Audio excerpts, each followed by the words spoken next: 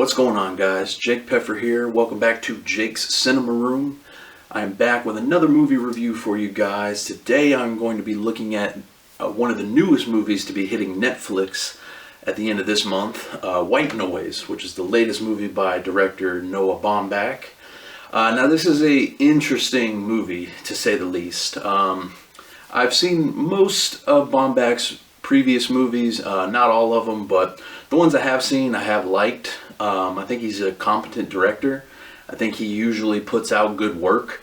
With White Noise, it's a little different. This is a movie that covers a lot of different genres.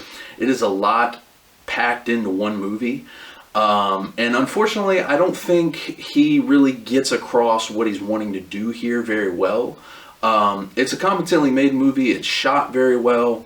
Performance-wise, everybody in it is doing a good job. And I won't even say that his direction is necessarily bad.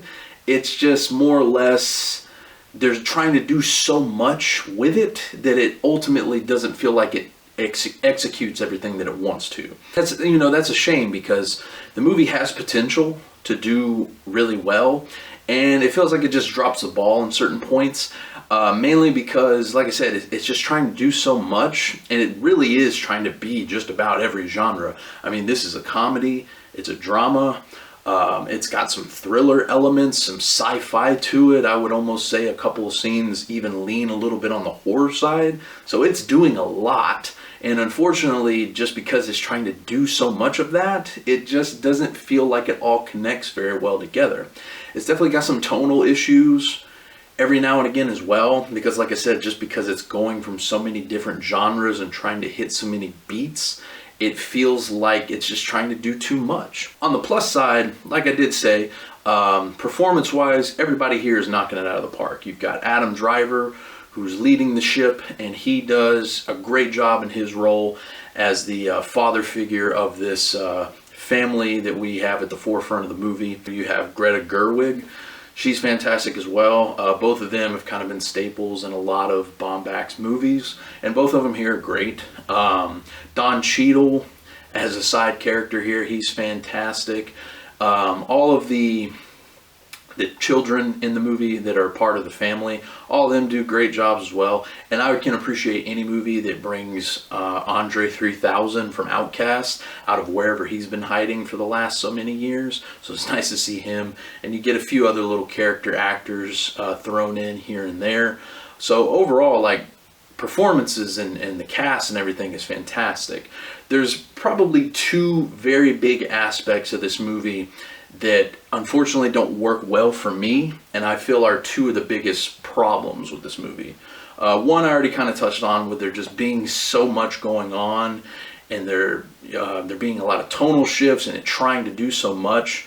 It just feels like it gets a little too convoluted and just doesn't hit all the points that it wants to.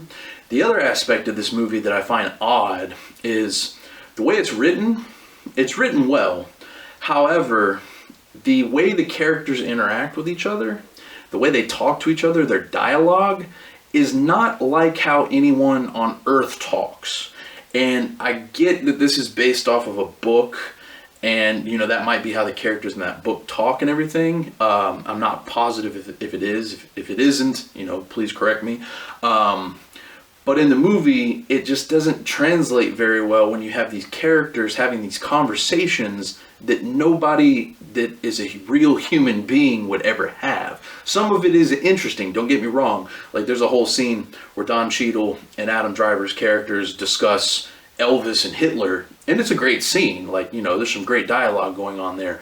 But there's just simple interactions between characters that feels so jarring, because one of them's talking about one thing, the other one's talking about something completely different, and then it never comes to anything that it feels like. It just feels very weird, and it was one of the points of the movie that I just found to be kind of hard to get through.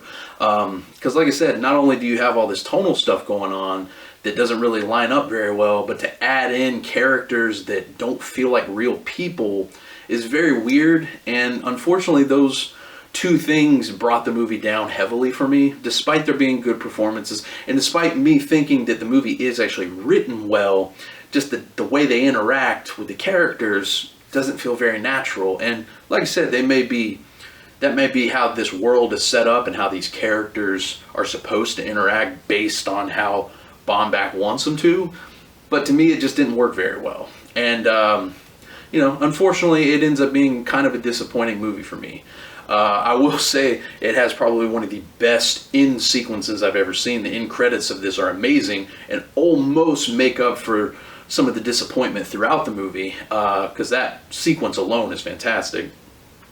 But with this, I would say next to Amsterdam, this is probably one of my more disappointing movies of the year. White Noise at least has glimpses of hope and glimpses of a good movie. It's got a good movie in there somewhere. Unfortunately, I just don't think Baumbach puts it all together very well, and despite some flashes of genius, I just don't think this one worked out the way that the filmmakers had hoped for.